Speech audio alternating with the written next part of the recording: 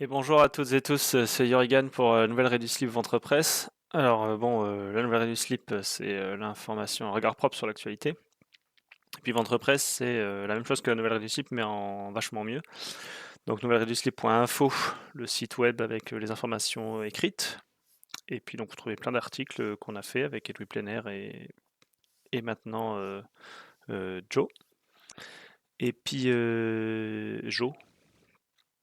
Et puis Ventre Presse, donc toutes les informations en vidéo. Donc n'hésitez pas à aller voir. Donc samedi 25, on a enregistré avec Edoui Plémer un react à l'interview de Léonard Monconduit, mairesse de Poitiers, dans le podcast show par donc Frédéric Schneider et Philippe Chadéron. Donc notre réaction fait quasiment 2 heures, donc je vais découper en plusieurs morceaux. Et donc là, vous êtes sur un de ces morceaux. N'hésitez pas à aller voir les autres. Je pense que je vais les sortir à peu près un épisode par semaine jusqu'à ce qu'on ait fini. Il y aura 4 ou 5 épisodes. Voilà, bon visionnage. Et puis n'hésitez pas, si ça vous a plu, à partager, mettre un pouce. Et puis voilà, si vous avez des amis qui habitent sur Poitiers, partagez-leur. Si ça vous a plu, mettez un pouce. Si ça vous a pas plu, mettez un commentaire. Et puis si ça vous a plu aussi, si vous avez des remarques, si vous avez des interviews sur lesquelles vous voulez qu'on fasse des reacts ou quoi, n'hésitez pas à mettre tout ça en commentaire. Voilà, bonne vidéo. Philippe. Alors, on va peut-être monter d'un cran et Allez. redescendre à Poitiers, mais je voudrais parler de la planète un peu moins. C'est quand même un des sujets de prédilection de Léonore. Les dernières études de l'Agence internationale pour l'énergie indiquent que pour maintenir le réchauffement climatique à un niveau à peu près acceptable, c'est-à-dire autour d'1,5 degré à peu près, il faudrait multiplier par 8 les investissements dans les énergies renouvelables entre 2022 et 2050. Est-ce que vous avez le sentiment que Grand Poitiers, parce que c'est plutôt une compétence Grand Poitiers, je crois, a pris la mesure de cet enjeu et est-ce qu'on en fait suffisamment? Et si on n'en fait pas suffisamment selon vous, quels sont les freins aujourd'hui qui nous empêchent d'aller plus loin sur le photovoltaïque? Pourquoi pas sur l'éolien, sur les territoires les plus ruraux de Grand Poitiers? Alors, il y a déjà, il faut rappeler que en ce qui concerne la transition énergétique, la priorité absolue, et c'est notamment inscrit dans le schéma directeur des énergies de Grand Poitiers, c'est la sobriété. C'est-à-dire qu'on aura beau produire l'énergie différemment, et j'y reviendrai, hein, j'oublie pas votre question, mais il faut d'abord qu'on réduise notre consommation d'énergie. Et on a l'objectif Grand Poitiers de réduire de plus d'un tiers la consommation globale d'énergie du territoire. Donc ça, c'est un enjeu majeur. De vos consommations ou des consommations globales de l'ensemble des territoire, habitants du territoire de la de Grand collectivité Poitiers. locale? Non. Grand Poitiers, Habitants la collectivité, compris. voilà, habitants D'accord. et entreprises compris. C'est pour ça qu'on travaille sur des projets qui permettent d'embarquer les entreprises dans des dynamiques vertueuses à l'échelle du territoire. Et donc, lorsqu'on parle de sobriété, c'est ce qu'on fait, par exemple, je reviens sur l'éclairage public, il y a quand même aussi des aspects positifs, c'est-à-dire que lorsqu'on rénove l'éclairage public et lorsqu'on a une politique d'extinction la nuit, on a déjà atteint 50% de réduction de consommation d'énergie et à terme, on peut aller jusqu'à 70% une fois que la rénovation sera... Là, elle parle d'un truc qu'elle a abandonné. Parce que c'est vrai que elle a raison, mais sauf qu'elle dit ça, mais alors que ça fait plusieurs mois qu'ils finalement ils sont revenus sur cette mesure. Ouais. achevé. Donc ça, c'est la priorité. Après, ensuite, oui, il faut développer la production d'énergie renouvelable. Je pense que oui, Grand Poitiers s'y attelle, en tout cas fortement depuis 3 ans. C'est pas un sujet toujours facile. On développe les énergies renouvelables là où on peut. On pense au photovoltaïque, mais il y a la question de l'éolien qui fait beaucoup débattre dans les communes de Grand Poitiers. Puis il y a la question de la chaleur renouvelable, par exemple, sur laquelle on est très en avance également. On a le réseau de chaleur le plus développé de Nouvelle-Aquitaine et l'un des plus développés de France. On a la chance d'avoir un territoire pionnier sur le sujet. Donc, oui, on avance. Est-ce que ce sera suffisant? Le bilan qu'on est en train de conduire du PCAET nous le dira. Et on avance, je dirais, en termes quantitatifs, mais on avance aussi pour lever les freins qui se posent aujourd'hui à l'implantation d'énergie renouvelable. Par exemple, pour moi, c'est extrêmement important de montrer que tout le territoire prend sa part. Les communes rurales, à qui on demande beaucoup sur l'éolien, par exemple, mais aussi la ville-centre. Et on est en pleine négociation avec l'architecte des bâtiments de France. Vous savez que c'est la personne qui dit ce qu'on a le droit de faire ou pas dans le centre-ville. Et on est en pleine négociation pour demander qu'on puisse aussi, dans le périmètre centre-ville et aussi sur les bâtiments historiques, installer du photovoltaïque. Parce que c'est une question d'exemplarité et donc J'espère que dans le bilan de mandat complet, pas le bilan de mi-mandat, mais dans le bilan de mandat, on pourra dire qu'on aura installé du photovoltaïque sur l'hôtel de ville, sur les halles Notre-Dame, sur le palais, pourquoi pas, pour montrer qu'on peut être respectueux du patrimoine, mais en même temps vivre avec son temps et déployer du renouvelable aussi sur ces zones-là. Vous êtes trop forte parce que c'était ma question sur les bâtiments de France, ma question suivante. Donc vous êtes vraiment trop forte et je promets qu'on n'avait pas du tout préparé la question. Du coup, je vais aller sur un terrain que je connais bien. Elle est trop forte. Elle est trop forte. Hein. Mais moi, sur ça, moi, j'ai rien à redire. Bon, ce sera un sujet, peut-être sur le photovoltaïque par rapport au solaire thermique ou des choses comme ça, mais bon. Non, voilà, je suis d'accord qu'elle mentionne pas solaire thermique, mais après, elle dit qu'à Poitiers, on a déjà le réseau d'eau chaude. Alors après, si on chauffage, mais je veux pas être sympa. Moi, je suis d'accord, je préfère déjà solaire thermique, c'est bien aussi, mais ouais. En fait, si ça arrive à lever le verrou bâtiment de France, ça veut dire qu'on aura la possibilité en centre-ville. Ça, c'est vrai, ça, c'est tout à fait. Par contre, sur le réseau de chaleur, quand même, faut-il le mentionner, c'est pas elle qui l'a fait, hein. C'est pas un truc qu'elle a fait entre 2020 et 2023. Non. Elle hérite quand même d'une situation qui a été faite par, peut-être même, on peut dire, mettre ça à l'actif positif de la MACRES, ou enfin, je suis en train de dire bien Ouais, c'est probablement le PC. Et après, d'accord que c'est plutôt probablement le PC qui a porté ça. Peut-être pas, mais après, c'est peut-être vraiment. Moi, je veux y croire. Bon, t'as envie d'y croire, ouais. Mais ça fait peut-être, non, mais ça fait une trentaine d'années, disons, depuis les années 70-80, que ça a été mis en place progressivement. Donc, il y a quand même un déjà là, pour parler de termes que j'affectionne, il y a un déjà là, disons, conséquent. Et il y a une extension qui a été faite, mais bon, les Grenouilles, je crois que dès le début, dans les Grenouilles, il y a eu le réseau de chaleur, même si c'est une chaufferie fuel qui essaie de se faire grand remplacer par une chaufferie bois. Mais bon, c'est pas, voilà, c'est un peu sans targuer, mais à la limite, je dirais, bon, bah, c'est pas toi, Léonore, quoi. Non, mais c'est pas vous, Léonore, c'est pas vous, Madame la maire. Ce que peut faire Grand Poitiers, par contre, c'est se servir de cet exemple-là pour le généraliser à d'autres quartiers ou l'amener dans d'autres villes. Oui, c'est ça, je crois qu'il y a des réflexions qui sont en cours sur d'autres quartiers. Ouais. Bon, bref, il n'y a pas grand-chose à dire, on ne dit rien. À moins que vous connaissez forcément un peu aussi, c'est le nucléaire. On a sur le territoire de Grand Poitiers, pour partie, une centrale nucléaire, alors pas tout à fait sur le territoire, mais toute proche. Moi, ce qui m'intéresse, c'est votre position, parce que vous êtes à une charnière d'âge parmi les militants verts ou écologistes. Les plus jeunes d'entre eux, beaucoup d'entre eux, sont en train de, non pas reprocher, mais de basculer vers une logique où la lutte antinucléaire n'est plus le terreau originel des écologistes. Vous avez un peu plus de 30 ans aujourd'hui, donc vous êtes encore dans les jeunes, malgré tout. Quelle est votre vie ? Sur la même remarque que le début,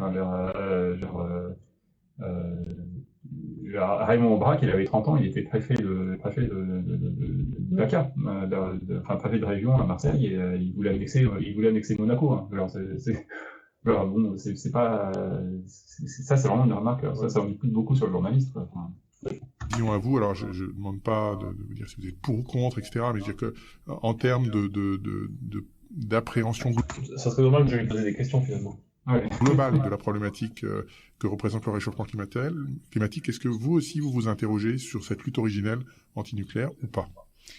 Il se trouve justement que j'ai récemment visité avec l'équipe municipale la centrale de Civaux. Donc ça a permis d'avoir des échanges extrêmement intéressants avec l'équipe et de sortir un petit peu justement des idées reçues. Donc c'est vrai qu'il y a de plus en plus de personnes, des militants, mais pas simplement dans la société, qui disent qu'aujourd'hui, puisque la priorité c'est de réduire les émissions carbone, le nucléaire peut être en transition, au moins en transition, une bonne solution. Et c'est vrai que, y compris pour ma part, je considère qu'il vaut mieux aujourd'hui, l'urgence absolue, c'est de réduire les gaz à effet de serre, les émissions de gaz à effet de serre pour contenir le réchauffement climatique au-delà des 1,5 degrés, même si en vrai, tout le monde sait que malheureusement on n'y arrivera pas, on est plutôt sur 2 degrés. Néanmoins, ce qui m'importe le plus, moi, sur le nucléaire en tant que maire de Poitiers, c'est les risques que comporte cette technologie, le nucléaire et les technologies. Et on sait combien ces risques vont augmenter avec le changement climatique. Et que, par exemple, la centrale de Civaux, c'est la seule qui n'est pas construite sur un fleuve, mais sur une rivière. Et on sait très bien que les débits moyens des rivières, quand bien même on peut les soutenir en libérant de l'eau des lacs, etc., ils vont avoir tendance à réduire. Et que donc, aujourd'hui, je dis pas qu'on n'est pas protégé, mais que les risques augmentent à mesure du changement climatique. Et que donc, on ne peut pas faire comme si le risque n'existait pas et que des exemples récents, y compris dans des sociétés très développées comme Fukushima, ont montré que le risque zéro n'existait pas. Et je considère que l'objectif, l'horizon, doit rester celui de la sortie du nucléaire et de la production 100% énergie renouvelable en France. Bon, là-dessus, c'est un petit peu flou. Bon, vous me croyez pas, moi j'ai travaillé dans le nucléaire. Voilà, donc je représente le lobby. C'est ça, quoi. Voilà, je suis un digne représentant du lobby. Non, alors, bon, ce qu'elle raconte, il y a il y a beaucoup de faux, je pense, beaucoup d'idées un peu hasardeuses. Alors, ok, au Japon, c'est un pays développé, très bien. Mais quel est le rapport avec Fukushima et le fait que ce soit un pays développé? C'est pas parce que c'était un pays développé, c'est que le Japon. Oui, parce que les RSS, c'était des deux. Hein. Non, mais voilà, mais même en fait, c'est-à-dire que tu installes une centrale nucléaire dans un pays pas très développé, mais où il y a zéro risque d'inondation ou de tremblement de terre ou quoi, bah ta centrale elle est super sûre. Si elle a des équipes formées, voilà, ça suffit, elle sera sûre. Le problème du Japon, c'est que il y a des risques sismiques très importants, des risques de tsunami, etc. Et c'est de là d'où venait le problème. Nous, dans la Vienne, qu'est-ce qu'on a? On a effectivement ce débit d'eau qui est pas terrible au niveau de la Vienne, et on a un risque sismique qui est assez faible. Donc bon, le risque sismique assez faible, a priori, il n'y a pas de danger majeur en termes de sûreté sur la centrale. Le seul problème, c'est qu'effectivement, comme le débit de la Vienne, il est pas ouf l'été et que les eaux se réchauffent, etc., en fait, c'est pas tellement un problème de sûreté, c'est juste un problème il y aura de plus en plus de jours dans l'année où la centrale ne tournera pas. Donc elle sera, entre guillemets, inutile. Bon, pour des raisons politiques, ils ont construit des réacteurs énormes qui demandent du refroidissement assez conséquent. En fait, le site nucléaire, il peut évoluer. On peut imaginer d'installer des SMR, donc ce qu'on appelle des Small Modular Reactors. Donc, c'est des réacteurs sous-marins nucléaires qui sont plus petits, qui nécessitent des volumes de refroidissement plus faibles. Et donc, finalement, le site, il pourrait très bien évoluer. Enfin, je pense que l'argument du danger vis-à-vis du site de Civaux, il est non avenu, quoi. C'est-à-dire que c'est pas un site où quand bien même, en gros, elle dit qu'elle est anti-nucléaire, mais qu'elle comprend qu'en effet, on garde le nucléaire, mais que si on garde le nucléaire, peut-être on peut le garder, mais quand même pas à Poitiers, pas à Civaux. Sinon, d'accord, il n'y a pas de souci, c'est la Loire, Blaye, voilà, mais pas Poitiers. Donc là, regarder, mais pas chez nous. C'est censé être une écolo. Donc écolo, c'est quand même des gens qui ont une haute vision de l'humanité, dans le sens où, enfin, l'humanité, du peuple humain sur Terre, c'est pas forcément des grands humanistes, hein, mais disons qu'ils ont une vision de se dire que on pense à long terme, on pense global avant de penser local. En fait, elle pense clientéliste. En gros, pourquoi pas le nucléaire peut-être, mais encore que je suis pas sûr, mais par contre pas à Poitiers, quoi. Ouais, c'est ça. Enfin, c'est ça. Ouais. Alors que, voilà, dans une optique de transition, la centrale de Civaux, en plus, elle est très récente, donc d'un point de vue sûreté, c'est probablement ce qui se fait de maximal en France. On a un site, alors là je suis peut-être trop technique, mais c'est un site qui se visite. On peut visiter très loin la centrale parce qu'elle est hyper bien protégée des irradiations. Et donc on peut rentrer très très loin dans la centrale sans porter de tenue anti-irradiation, ce qui n'est pas le cas.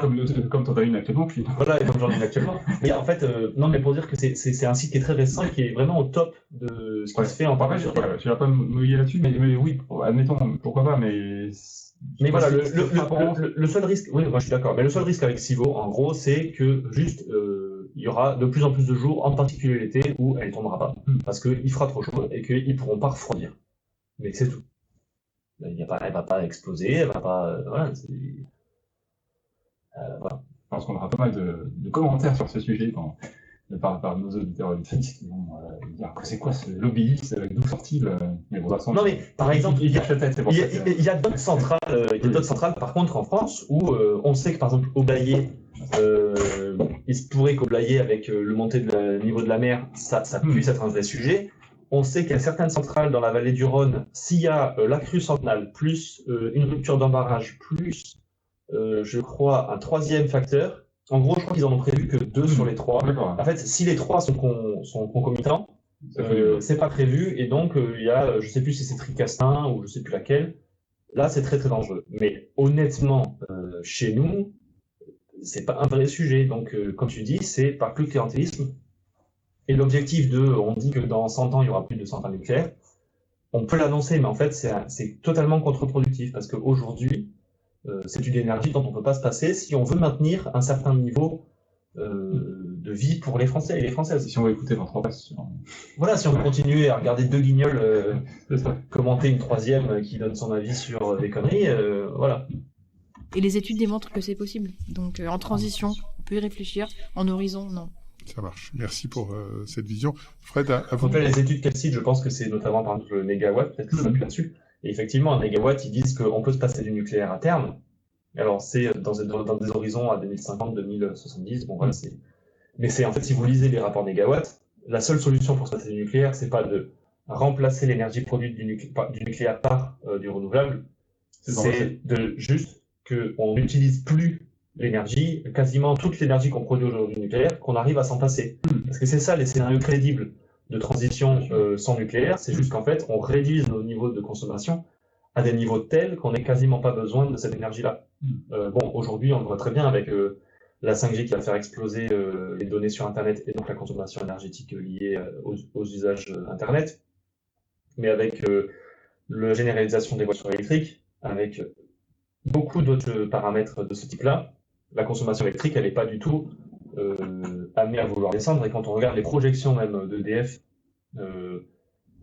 sur les plans à 2030-2040, leur objectif, c'est de réussir à soutenir et à accompagner l'augmentation de la consommation énergétique et électrique globale du pays. Ils ne sont pas du tout dans une optique de faire en sorte qu'on consomme moins. Eux, ils veulent vendre de plus en plus d'électricité.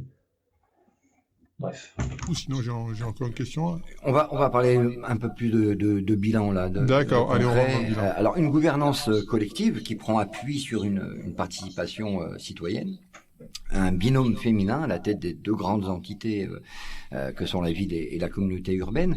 À part ça, Madame la maire, qu'est-ce qui vous différencie de vos prédécesseurs dans la pratique politique concrètement ? Les 2 points que vous avez évoqués sont quand même des points majeurs, hein, notamment sur la gouvernance de Grand Poitiers. Oui, mais ça ne fait pas un bilan. Ça fait pas un bilan quand même. C'est un état des lieux, mais... un état des lieux, c'est un bilan. Enfin, en tout cas, si vous me permettez de revenir une minute sur Grand Poitiers, je me souviens, y compris dans ce studio, avant l'élection, tout le monde nous disait que ça allait provoquer un cataclysme de partager les responsabilités entre la tête de la ville-centre et celle de la communauté urbaine. Aujourd'hui, on garde une administration commune, on a même un cabinet commun, on s'entend très bien, enfin c'est pas une histoire d'entente, mais en tout cas il y a une cohérence entre ce que porte Florence Jardin et ce que je porte moi, et donc on démontre que c'est un système qui peut fonctionner, et que le cataclysme n'est pas arrivé. Et qu'au contraire, ça renforce le sentiment d'appartenance des communes de Grand Poitiers à la gouvernance de la communauté urbaine. Tout n'est pas parfait, mais en tout cas... Donc le bilan, il n'y a pas de bilan, mais quand même, au moins, il n'y a pas eu autodestruction de Grand Poitiers. Mais il faut rappeler pour ceux qui ne connaissent pas forcément Poitiers depuis longtemps, que en fait, la logique aurait été que Léonore Monconduit soit par exemple présidente de l'agglomération, ou que quelqu'un de sa majorité soit président de l'agglomération. Elle a donné, même à la surprise de la première intéressée, la présidence à Florence Jardin, qui est la maire de Mignozance, et une maire qui était plutôt d'hiver gauche, mais qui a un petit peu aussi trahi son équipe municipale parce qu'elle a voté notamment des bassines. On va rappeler, elle a voté les bassines contre sa majorité municipale. C'est-à-dire que sa majorité municipale à Mignozance disait on ne veut pas des bassines. Une fois à Grand Poitiers, Florence Jardin, qui représente sa commune, signe des protocoles sur les bassines. Donc, il y a des gens de sa majorité qui l'ont fait mal pris, qui sont présentés contre elle. C'est vraiment un petit détail croustillant. Donc voilà, et en fait, justement, c'est ce que ça revient à ce que je disais sur l'aéroport, c'est que Léonore Monconduit a dit de l'histoire des aéroclubs, mais l'aéroport, c'est Grand Poitiers, et donc Grand Poitiers, eux, ils ont continué un petit peu comme à l'ancienne, de la gauche à l'ancienne, la gauche. Le PS à l'ancienne, qui vote des aéroports, qui vote des partenariats publics-privés, qui vote tout ça. Donc en fait, d'une certaine manière, c'est assez lâche. C'est un coup politique qui est assez bien senti. C'est bien senti de sa part, c'est vraiment très bon calcul, mais en fait, toutes les politiques de droite que la mairie de Poitiers ne veut pas fumer, elle les délègue à Grand Poitiers. Voilà, alors par exemple, moi j'en ai un assez rigolo, j'ai un exemple. Peut-être que vous vous rappelez, à l'époque du Covid, il y a eu des occupations de théâtre dans beaucoup de villes de France par les intermittentes du spectacle, mais pas que, les professionnels du spectacle, tout ce qu'il y a autour, et des gens qui étaient sensibles à cette cause-là. Et donc, il y a eu occupation. Et donc, officiellement, la mairie de Poitiers soutenait le mouvement en disant « oui, on est avec vous », voilà, il s'affichait un petit peu.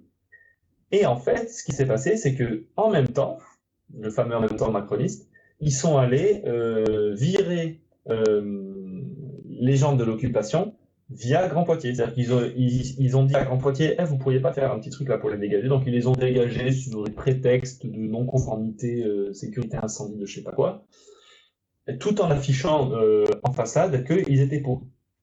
Donc c'est une manière comme ça de toujours avoir, comme tu dis, tout ce qui est impopulaire, ils vont dire c'est pas nous, c'est Grand Poitiers, vous comprenez, on peut rien faire. Et en même temps, voilà, quand ils ont des trucs plutôt à glorifier, ils vont dire que c'est eux, ou même dire ah ben c'est nous grâce à Grand Poitiers, et sinon ils vont pouvoir dire ah désolé c'est Grand Poitiers quoi. Je gagne, ça super. Voilà, à l'aise avec le fait qu'on ait fait ce choix-là et les 3 ans de bilan mi-mandat confirment cette orientation. Après, sur la question de la gouvernance globale. Alors, de bilan qu'elle n'a toujours pas expliqué. Hein. Il n'y a pas de bilan. Le bilan, c'est qu'il n'y a pas de bilan, mais c'est quand même bien.